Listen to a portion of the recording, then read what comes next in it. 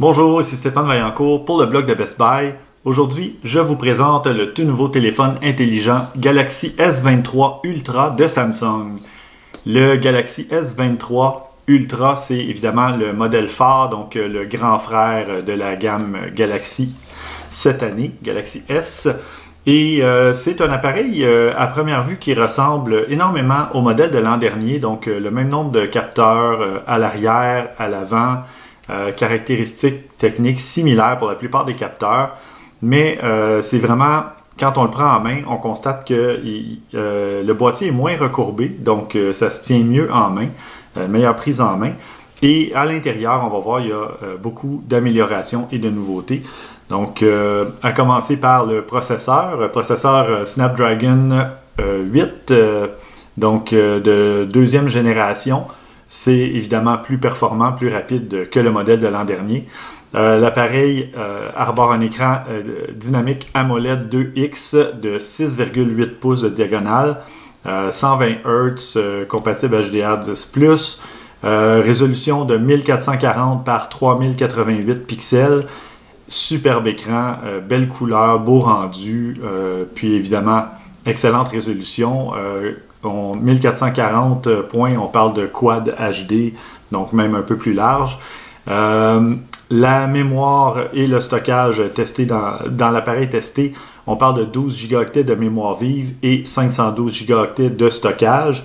Le modèle de base maintenant a seulement 256 Go. Donc l'an dernier, ça commençait à 128, mais on s'entend qu'avec un téléphone qui peut prendre des photos, tourner des vidéos 4K et même 8K, 128 Go, c'était vraiment pas assez, pas suffisant. Donc le plus petit modèle a 256 Go de stockage. Celui-ci a 512 et ça peut aller jusqu'à 1 Teraoctet, donc amplement de stockage. Ça roule sur Android 13 et One UI 5.1. One UI qui est la surcouche logicielle de Samsung qui va permettre l'intégration de plusieurs fonctionnalités, à commencer par l'assistant Bixby. Donc il y a les routines Bixby qu'on peut activer selon que l'on quitte un endroit ou que l'on arrive à un endroit, selon l'heure du jour. Il y a vraiment un paquet de trucs à faire avec ça. Alors, on peut même faire en sorte que quand le téléphone se connecte par Bluetooth à son véhicule, donc quand j'entre dans mon auto, je démarre l'auto, ça se connecte par Bluetooth, on peut faire en sorte qu'il y a des trucs qui s'activent ou se désactivent, des applications lancées comme admettons Waze pour faire votre trajet jusqu'à votre destination, un paquet de trucs comme ça, donc c'est vraiment intéressant. Les routines existaient déjà évidemment, mais il y a des petites améliorations de ce côté-là. On parle aussi de capture photo Expert RAW, donc et pas juste dans l'appareil photo, dans diverses applications comme TikTok, Snapchat et compagnie. On parle du multi-control, donc contrôle multiple, c'est qu'on peut contrôler le clavier, le pavé tactile et même la souris. Si vous avez un Galaxy Book, donc l'ordinateur portable de Samsung, donc on peut contrôler l'autre ordinateur à partir de son téléphone, c'est vraiment chouette. Évidemment, je n'ai pas pu le tester, je n'ai pas de Galaxy Book en ma possession, mais je trouve le principe vraiment intéressant. Téléphone, ma foi, léger, 234 grammes seulement, donc qui se transporte vraiment bien malgré sa grande taille, la taille de l'écran. Ça contient le Wi-Fi 6E, donc la plus récente mouture, Wi-Fi direct, Bluetooth 5.3. Il y a une batterie de 5000 mAh comme l'année dernière, donc qui va vraiment durer plus qu'une journée. On parle de 24 heures de lecture vidéo continue, donc c'est vraiment une très très bonne autonomie. On parle d'une charge à 65% en 30 minutes si vous avez un chargeur compatible de 45 watts, donc charge rapide. Mais sinon, c'est compatible aussi avec un chargeur régulier qui va évidemment prendre un peu plus de temps. Mais on peut aussi le charger avec la norme Qi ou QI, puis PMA aussi. Et ça contient la charge inversée, donc si on pose un accessoire comme par exemple une Galaxy Watch sur l'endos du boîtier, bien ça va charger cet accessoire-là. Ça fonctionne aussi avec les boîtiers d'oreillettes Bluetooth comme les Galaxy Buds. Donc, ça fonctionne très bien. Et évidemment, pas seulement les appareils Galaxy, mais les appareils compatibles avec la charge inversée 4,5 watts. Parlons des appareils photo maintenant, des capteurs. Donc, comme je le mentionnais, beaucoup de similarités avec le modèle S22 Ultra de l'an dernier. Donc, par contre, le capteur principal, l'objectif principal, offre jusqu'à 200 mégapixels de résolution. Donc, c'est un peu marketing, mais ce que ça permet de faire, ces 200 mégapixels, c'est ce qu'on appelle du pixel binning, donc combiné en grille de 2 par 2 pixels. On va obtenir des images de 50 mégapixels, mais plus précises parce que l'intelligence artificielle à l'intérieur va traiter les pixels adjacents et faire une espèce de calcul pour améliorer la résolution, donc la qualité de l'image. Et même chose, il y a du pixel binning en grille de 4 par 4 pixels, donc 16 pixels. Et ça va donner une image de 12 mégapixels, mais à partir de celle de 200 mégapixels, donc vraiment un raffinement de la photo. Et vous allez pouvoir voir dans ma critique complète sur le blog de Best Buy, j'ai mis plusieurs exemples et j'ai même comparé avec une photo analogique prise à l'époque parce que, évidemment, quand on prend des photos avec un zoom en faible lumière, etc., ben, même un appareil comme le S23 Ultra qui est très performant en faible lumière, évidemment, à un moment donné, il y a des limites physiques à la lumière qui peut entrer dans un capteur. Donc, ici, l'intelligence artificielle vient retravailler l'image en soi et vous allez voir, le résultat est vraiment impressionnant.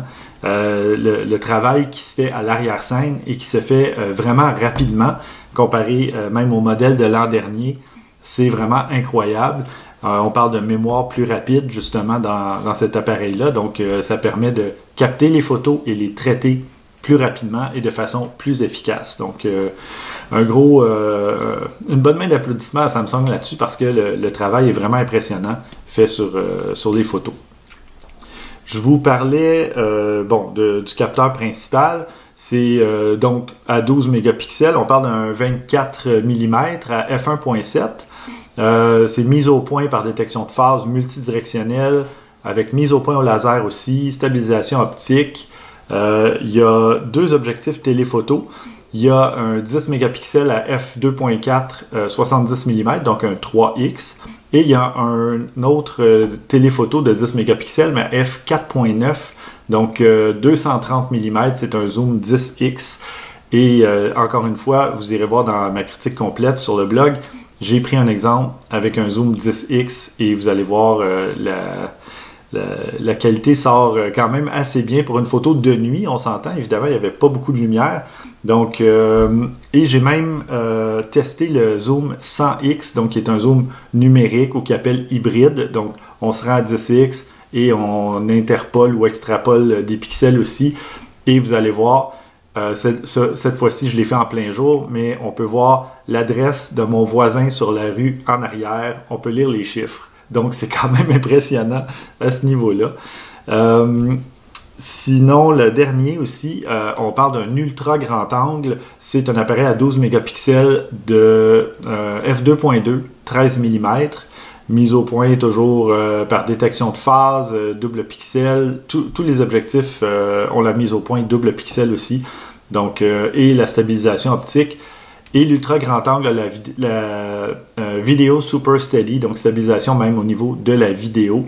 Vidéo qui peut être 4K évidemment à 30 et 60 images secondes, 1080p 30-60, 240 images secondes, 720p 960 images secondes. Pourquoi autant? Pour faire des ralentis, des super ralentis. Mais le téléphone tourne aussi de la vidéo 8K à 24 et 30 images secondes. Donc déjà 8K, 30 images secondes. Vous pouvez être sûr que ça vous prend au minimum 256 gigaoctets de stockage parce que ça va se remplir assez vite. À l'avant, on a la caméra qui fait 12 mégapixels f2.2, 26 mm, toujours mise au point par détection de phase, double pixel, peut tourner de la vidéo 4K 30 et 60 images secondes et 1080p à 30 images secondes. Donc vraiment, ça fait des beaux selfies. J'ai mis aussi un comparatif. Moi, j'utilise en ce moment le S22 FE, le Fan Edition, donc qui est un modèle plus abordable, disons, que le S22 régulier. Donc, à ce niveau-là, il y a une petite différence par défaut sur le cadrage. Donc, le S23 va cadrer plus serré pour les égaux portraits, les selfies, mais il y a un mode de groupe, si on veut, et qui va cadrer à peu près la même chose que le S22 FE. Donc, j'ai mis un exemple des deux, donc le S22 FE et le S23 Ultra, et vous allez voir, mon mur est gris à l'arrière de moi et le gris est mieux représenté sur le S23 Ultra. Donc Samsung a encore corrigé des trucs au niveau de la représentation fidèle des couleurs. Vraiment intéressant à ce niveau-là. Donc beau travail côté photo et vidéo. Et je repense à mes photos en mode nuit. Donc j'étais vraiment content des résultats parce que bon, on parle quand même d'un téléphone avec un capteur minuscule.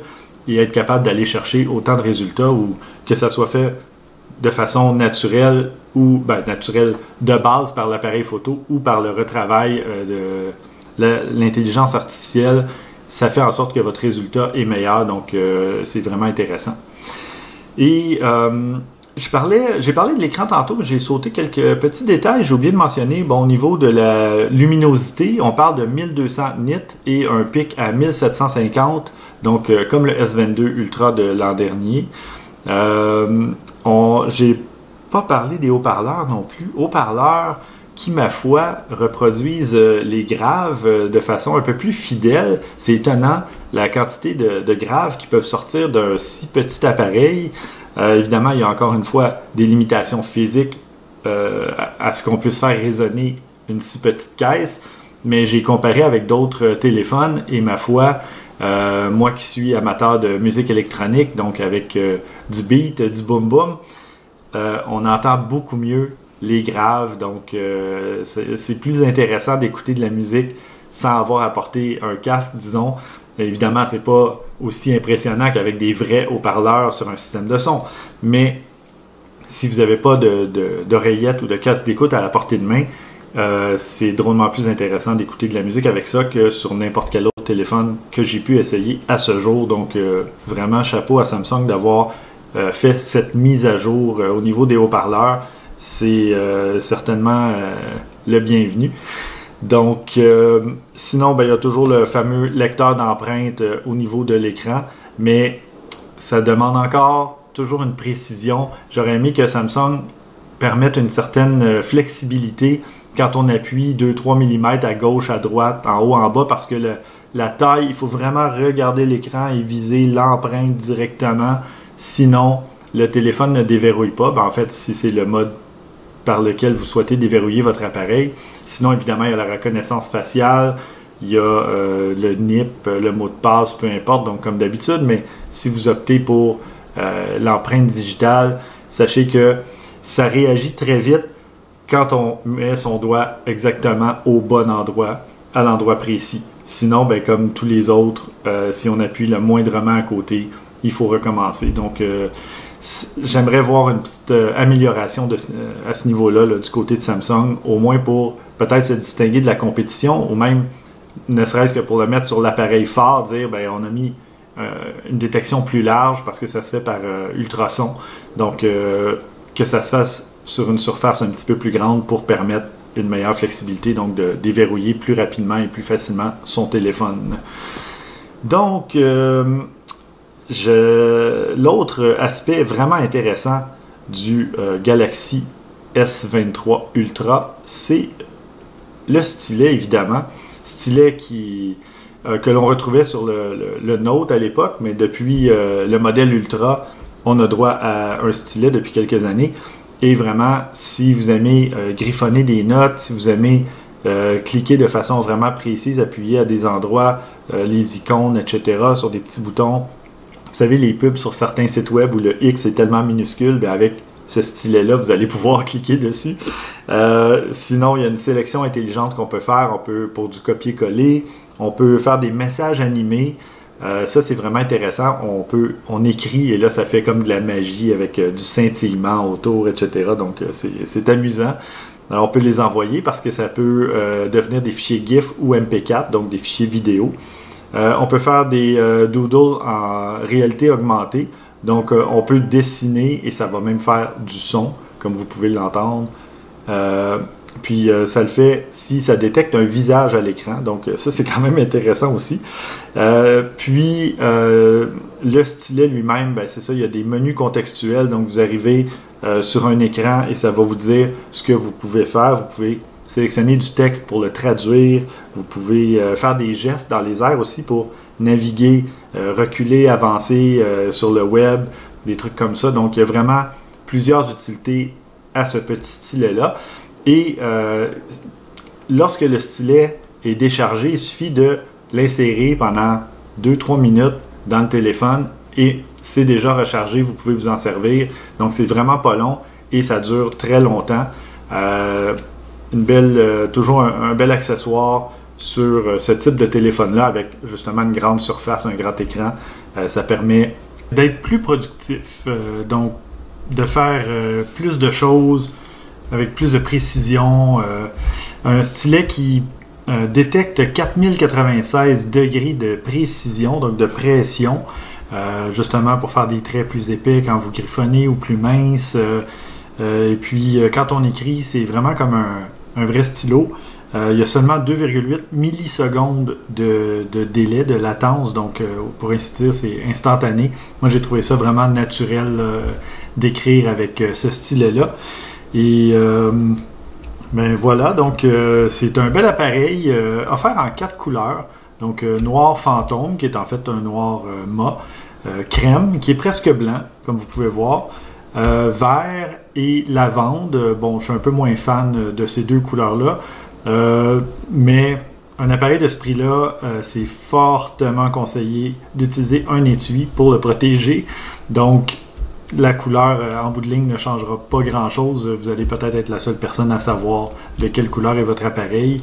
Donc, ou si vous aimez avoir un appareil d'une couleur différente et vous prenez un étui transparent, par exemple, ça peut aussi le faire. Donc, c'est justement pas un appareil à la portée de tous les budgets, de toutes les bourses, mais c'est l'appareil phare de Samsung, le meilleur modèle, le meilleur téléphone de la famille Galaxy S. Donc, si vous avez besoin d'un appareil pour augmenter votre productivité, vous allez voir, vous pouvez même faire du multitâche facilement avec un aussi grand écran. Vous pouvez ouvrir que ce soit 2 navigateurs ou un navigateur puis Twitter ou une autre application ou regarder une vidéo YouTube même d'un côté et faire autre chose de l'autre. C'est possible de le faire sur un grand écran comme ça, donc ça travaille quand même bien. Excellente autonomie, bonne performance, pas grand chose à redire sur cet appareil-là, honnêtement. La belle surprise des haut-parleurs qui ajoutent des graves aussi, bonne chose. Donc à tous les niveaux, photo, vidéo surtout, photo incroyable de jour et étonnante en faible lumière. J'en ai pris de trucs que mes yeux voyaient à peine, évidemment. Le mode nuit va faire en sorte que l'exposition est plus longue un peu, mais le résultat est toujours clair, toujours net. La photo avec la stabilisation optique, etc., va toujours bien sortir. Vidéo, même chose, bonne qualité. Donc, un appareil recommandé, évidemment. Donc, si vous voulez voir toutes les caractéristiques techniques, d'autres photos de produits et un peu plus de détails, je vous invite à lire ma critique complète du Galaxy S23 Ultra de Samsung sur le blog de Best Buy.